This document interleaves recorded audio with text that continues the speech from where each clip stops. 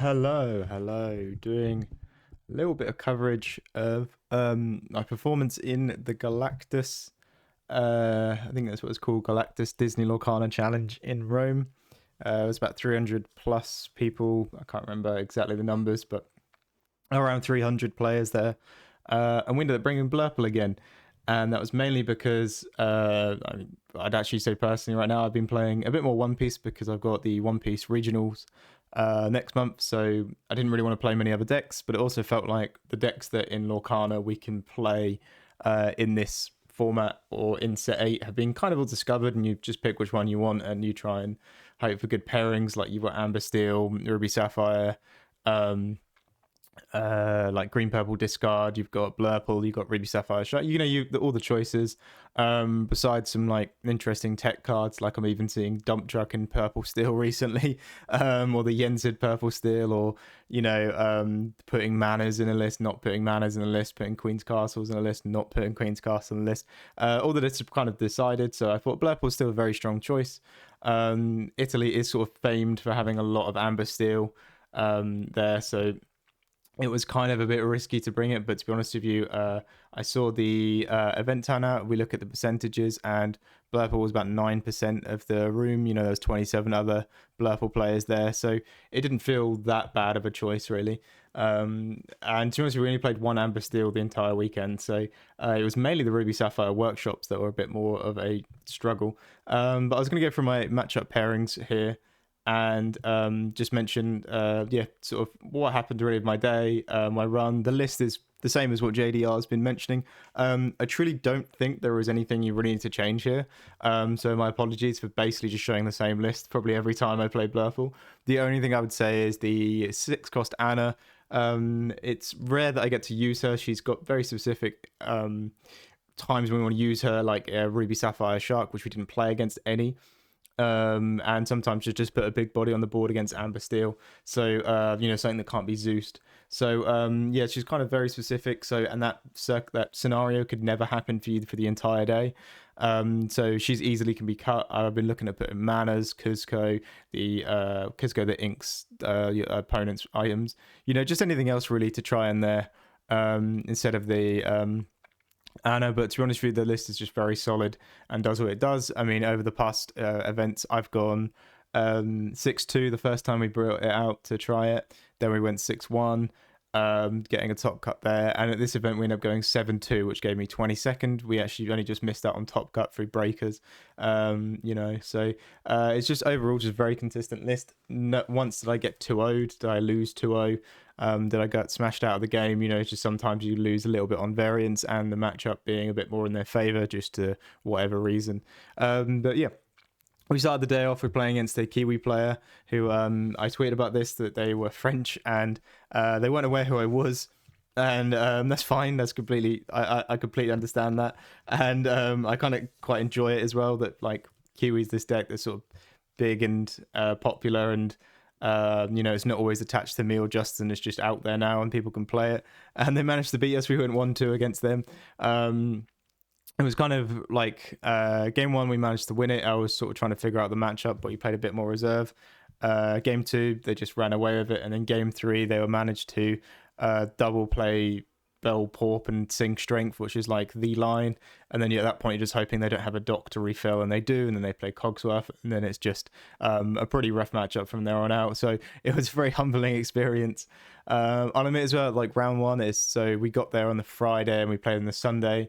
Like again, it's just so hot in that country, like we didn't get really one good night's sleep, so I wasn't really there. But then I thought, oh okay, if I've come all this way I need to sort of lock in a little bit more and try. So we got our nice Italian coffee and we went into the next round. It was against Amber Steel, and they were just on a build where it was a few cards here and there. Like it was a little bit it was like there was a Queen and a Robin Hood shift in there, and they never really managed to get the wheel off, and we managed to just out-tempo them because if they're not playing those key things at key points, if they're not playing the whole new world when they need to refill the hand, and they're letting you ramp and put more stuff on board, it can easily get out of hand, and the Blurple player can get advantage of that. So we managed to win there, which was nice just to actually get back into it, which was a 2-0.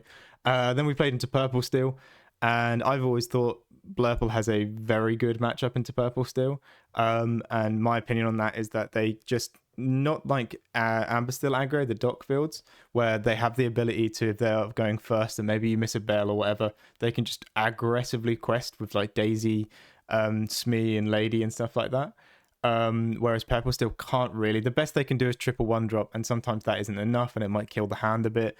And if it's not Diablo, they aren't guaranteeing themselves some draw next turn because you might be able to deal with a Chernobog or a Broom or whatever and move some damage with Bale and Elsa and however you want to do it. So yeah, they can't get out of the gate quick enough to get a huge lore lead to the point where they have to, they're at like 18 lore by the time you've stabilized. I've usually found that, and a lot of them as well, like there's so many different ways they build Purple Steel, and this one was very much more teched to take on maybe some evasive type things. It had a lot of answers for Diablo, and then it was a bit more built for maybe building red blue. It had some burn and stuff like that, but because we were able to get Belle and Genie and use Elsa and the 5-cost Belle, we were able to just fight for the board quite a bit. To be honest with you, the main thing that won me that matchup was I just had a pretty poor hand, and I just gambled on an Iago sticking, and it took out about 3 things, and like still was just sat there questing and never really got removed from the board by the end of the game. And that was just gambling on them not having a Fire the Cannons or Strength of the Raging Fire, and sometimes they don't, and that just shows you how powerful Iago can be when he doesn't get instantly taken out by an action. So yeah, that was good. And we went into another Purple Steel, which again, it's this thing of like, you've just played one.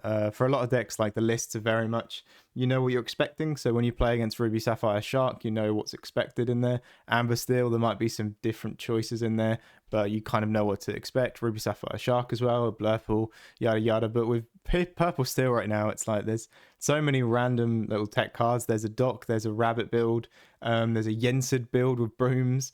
It's also like, what are you building it for? What do you want to beat? And this one was a Rabbit build, and it's like just throwing out loads of Zeus's at me. So I have to sort of think, right, is investing in this Genie on the board when they could sing Zeus on it a very good plan? Like, is it a good idea to do that this turn? It was just a lot different that game. We managed to walk away with 2-1. But yeah, it's like actually figuring out what the Purple Steel player is trying to achieve with their deck is like the hardest thing I find, and thinking what would they have in it, because not all of them run Zeus, but some of them do, and a Zeus on a Genie and then questing with some Smees can really set you back. So yeah, it was just another sort of different Purple Steel, but it was just learning that matchup. Green Purple discard. And the only thing I felt this matchup, the first time I ever actually played Blurple, I played against Ali and she was on Green Purple discard, and I could not get even like, not even get, like I couldn't even get 5 lore past her or something, it was just so abysmal. I think the build was a little bit premature at that point. It wasn't very good that I was running, and I just didn't really like it. And it was like, once they got the Prince John established, it was just a slow loss because they would discard me. But the way it's built now with the 4 Finders Keepers and the 4 Towers, you're just constantly drawing cards, and you're constantly I tend to ink Finders Keepers in that matchup because I want to use Tower. I want to put bodies on the board as I draw cards. But yeah, on the play, it's like it feels so one-sided. You're getting a Genie out early, so even if they Diablo, you can check it. You can get Iago, you can get Elsa down, and then you just hammer Tower into finding Popsicles, singing Friends, because you'll likely have something on board that can sing Friends. And then if you ever need to, you can just rip a Finders Keepers. I don't tend to in that matchup, but it's always there. Sometimes as well, if I'm going to get heavy discarded, I might just go down to 1 Finders Keepers and play it, and then I'll hopefully get a Porp Bell or something. So yeah, I found that matchup never that bad. I think it can still get out of hand way higher because they do have like the biggest hero on the game, which is Diablo. And if they get 2 Prince Johns down and they're like double sudden chill into a chip hypnotize or something, it can get out of hand, but it doesn't tend to. And if you can recover from that, the board they may have a lot of cards in hand, but you'll have more ink and you can maybe put more stuff on the board. The most annoying thing sometimes is they just play a bunch of 1-drops and quest with it, because Blurple doesn't really like that.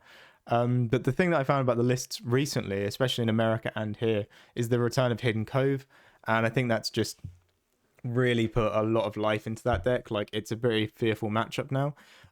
Whereas before, they Diablo, I just play Genie and a Bell, and Genie Elsa, and I can just remove it and they're sort of fine and I just move on with my life. But now having that 1 extra health, it's just like I had to use the Genie and the Elsa to run them both in. and then there was a bunch of damage on my characters, and then they could get removed from their like 2-drop Diablo or whatever, which is always a scenario that could happen, but it's just felt way more messy to try find that one extra damage, whereas removing the mana, like moving the location, if I was to play Bell turn 1, I could hit it and they could run their 2-drop Diablo in there or something, and remove her, and then just got 3 damage that and I've done nothing really. So the hidden code really felt like it changed up the matchup. It let them grind out for a bit longer, to the point where you can maybe get later in the game where the ink difference of me having 1 extra ink didn't matter as much. So yeah, that was quite fascinating. But we managed to 2-1 it because the first 2 games, the deck, in my opinion, for my opponent, it did exactly what it needed to do.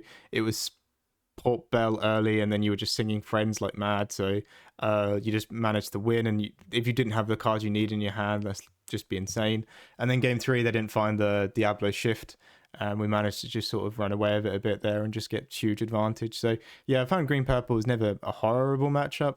I think a lot of Blurple players would say it's not the best, and I think a lot of green purple players say they like the matchup because their ward characters basically never get touched. But I find if you can go wide to the point where them discarding and drawing that 1 extra card is not impactful when you've got like a Genie, Iago, and a Tamatara on board. But that's just me. And then we'll go to the next game. And this was our only ever loss. And this matchup, yeah, I feel like you could probably put more pointers into this, and maybe I should. It was Ruby Sapphire items, and the deck's becoming a lot more prominent. And I think as well, because it beats Ruby Sapphire Shark quite easily, it'll become a lot more popular, and a source of Amber Steel being popular again. We're just justifying Ruby Sapphire items being played. And I find the issue for us is that we're not quick enough to aggro them, but that's our only option that we can do. So every time I play them, I manage to aggro them. Again, we lost 1-2, so when we were on the play, it was I don't think they got 1 lore. We were to 20 lore very early on, and we managed to win that one. And it felt very one-sided to us during that. Also, the span over the 3 games, Ruby Sapphire items is fairly high roll deck in my opinion. It has the Bell turn 1, it has Scrooge with items, it has effectively using a workshop feels kind of high roll to me, because it's getting it down on the board and then getting the right items and drawing and everything like that. It feels, when it works, it feels like it's unstoppable. When it doesn't, it feels very low rolling. So I guess it's not really a high roll deck, but it feels like, yeah, its percentage for doing well is like it's really good or really bad. And by game 3, yeah, I think they got Scrooge down early and they were able to lock us out from questing. In the matchup, all I tend to really do is just try and go wide, try to be as obnoxious as I can. Like, I do want Bell turn 1 because I want her to just be questing, and just this thing of, if you don't invest resources in, she's going to get me 1 lore a turn. Like, she's a 20 turn clock.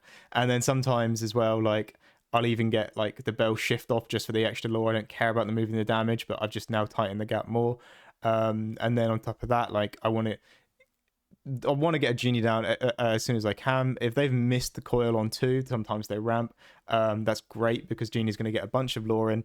And then by the end of stage of the game, I just want to be doing like 8 ink turns where I'm double playing 4 drops. So I'm playing Iago and Merlin Goat, and I'm getting my lore, and then I'm going to be threatening some more lore if not. I think that's kind of the way you just have to do it, because in the late game, if you're battling it, you're never going to win the board back. You're never going to get anything that sticks and gets the quest. And then, they'll just dime tap a Tamatara for about 20 lore anyway. So going later into the later stage of the game, you can't out Sapphire them as Sapphire Amethyst. You can't out Sapphire Red. So I think all you have to do is try finish the game as quick as you can. And that's how I've been doing it. That's my first time losing to Ruby Sapphire items doing this route. And again, like I say, when I was on the play, it was very much one-sided for me. We did play another Ruby Sapphire items, and we did the same game plan, and we managed to win 2-1 whilst on the draw. So yeah, it just feels like it's my only option. A lot of mentioning that you can, hide away the workshops, and I think that's fine. I think that does work in some sense, but they're going to draw another workshop, and you need to put 4 ink cards, basically 4 cards that say I put this into your inkwell, and you need to make sure that you use all of them and you don't ink them. And you need to make sure that they haven't just got so much pressure now that they're going to hard play a dime, that and just dime tap it for a Tamatar and just get the entire win there and then. So I feel it's always best to end it as quick as you can. You won't Sapphire better than them, but you can Amethyst better than them, which is basically just being very obnoxious with your questers and just drawing onto cards as well. That's why I value the genie quite early, just to not damage the hand. I mean, I guess the most optimal line is like Bell, Tipo, Genie into Port, Genie plus Bell. You know, just generally that is how obnoxious I want my lines to be. I want to just be going wide, be awkward.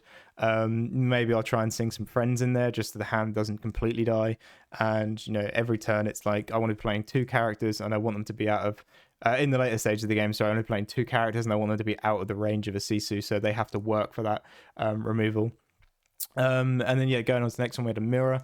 That game in the mirror was pretty mad. I didn't draw any pop schools or any cards that say draw a card. I didn't draw like any finders keepers or anything, but it was weird. It was like drawing the exact cards I needed every turn, and it was we drew 3 at one point in game 2. We drew 3 Mystic Bells in a row, and it was like he played into one of them. It was like, it's fine, like you just might have had one. The second one, he sort of was playing around, but I still got it out. And then by the third one, it was just like, yeah, this is just the hand I needed. And then by the later stages, because in that matchup, it's really just who wins the evasive war. So we managed to do an Iago Elsa turn to take out their Iago, and then moving the Bell damage, like moving damage over with Bell, and then by that point, we won the evasive side. They were down to 1 or character. They play a character. We just Hades in full quest every turn. And you've got the Bells questing. You've got Hades questing. They might take something out, but by the end, you're just going to out-tempo them.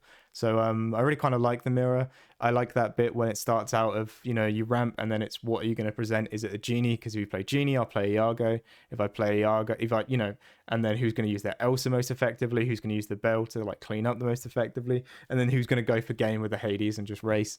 So yeah, I find it's not as much of a resource war as people think it is, because unless you can get that nice little fight of maybe you both play Iago and you both don't Elsa on 5, and you're like actually playing this like resource war of standing up units until you trade in. But besides that, we just got a very lucky hand both of those games. And then we played a Ruby Sapphire items again. It was a lovely person who said they'd watched some of the channel back in the Sapphire Steel times, which is awesome. Mentioned about Argus, the tech we used to have, the 2-drop back in the day. That was great times, great chat. But yeah, well, it was game 1, like it was like, oh, it's Ruby Sapphire items, great. And then we just sort of lost that one, and then because we were on the draw, and then on the play we managed to win it. As I said, just sort of be obnoxious and just play stuff on the board and turn it sideways, and hopefully you get to 20 before they take full control. Game 3, I was like, I think this is where, because at this point, I think if I lost one more, I was completely out of run for top cut. But if I kept winning, I maybe had a chance. So we played it out, and I was like, I think I've lost this. We got the Bell and Friends and Porp turn 1. We did all that. We missed ramp on 2, but we managed to get another Bell out. And then we were just from there, every turn was just a character on the board and just going sideways. And, they're having to set up items, set up their ramp, set up their workshop. We just managed to cheese out the win there. We're just getting to 4 or 5 ink, and we're just playing a 4-drop every turn. We're looking for every goat. I'm keeping a Sail over, maybe an Elsa, because Sail means I can get 1 card closer to another goat. We're just trying to generally be as obnoxious as we can. And we managed to finish the game with, I think we had 3 Bells on board, and we needed 4 lore, and we managed to shift one of them to quest out after they'd removed something else with a Sisu. Just constant pressure, just constantly trying to make them answer everything so they don't really have a turn to start building this giant hand size. The only turn we can really take off is to ramp on 2, and I prefer to use Tipo. It kills the hand a bit, but it's just another thing on the board that quests. If I'm playing Sail, I really would hope it'd be Sail, Port, Bell. If it's not, I feel kind of like I'm a little bit behind because I just didn't get that one more character advanced. And I think there's also a bit of luck with that. If they start getting their Scrooge and Bell down, and they can use Sapphire Coil effectively, they can start cleaning stuff up. That's why I kind of like having Iago on the board, because of the evasion. And he's just very obnoxious for them to remove, being a 4/6, and then he can take out things like Scrooges if they ever make a Scrooge sing or turn sideways for whatever reason. So that was awesome. That was a lovely game. And then the last one we played, Purple Steel. It's on stream. Check it out. It's on the Disney Italian Lorcana stream. And again, that was a bit of a showcase of I don't mind Purple Steel. I think it's a pretty good matchup for us. I think because they'll try and be quick because they'll lose the race in the long run, because by the end of the game we're just going to have so many more resources, so much more stuff on board, so much more control with Bell and Elsa.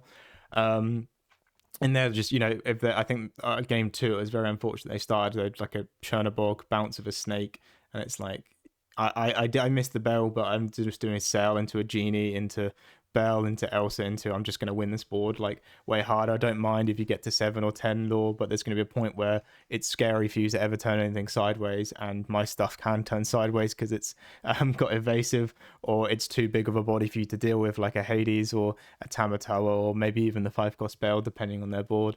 So that was the run in the end. Like I say, the start, it was not great. I kind of wish that we had a bit of a stronger start, because I think that would have meant we could have got into the top cut. But, you never know how the matchup pairings would have gone. A bit different, and top 32 is still not bad. We're still getting very consistent results with Blurple, which is great. And as I say, from this list, you probably ain't going to see the same list being posted many times, because I truly go away from every event thinking, what can I add? And there's really not much. Like, even the bad matchups I could win with what I was given. And that maybe Anna goes for some Cuscos, or some Cusco whales could try, but the Cusco that hides stuff into the inkwell, or some manners or something like that, just trying to really use that flex spot a bit more effectively, because she just didn't really pull any of her weight the entire weekend. And I understand she's meant to be for Ruby Sapphire, Ruby Amethyst, sorry, but even there, it just didn't feel great either. So that's definitely the flex spot of the deck. And but besides that, it's very consistent, it's very good. Like, honestly, if you're going to rooms that you can't predict that you will be in store champs, like, there's going to be loads of things you just can't predict at store champs. Definitely this list is just a very, very strong, solid pick. And JDR has tons of guides about it. I haven't done any guides on this set personally, because I think JDR's is so good, I don't see the point of me doing a guide on this, when it would just basically be rehearsing what he said. And I just haven't played enough of the other stuff. I think Kiwi is very good as well right now. Well, I don't know if it's very good. I think it's good for a store champs. I think it's a solid tier 2 to 1.5 deck. But right now, my bet is just on Blurple, and I'm just going to probably play the set out, and then we'll hit rotation. But right now, very strong pick, very good matchup spread, this deck.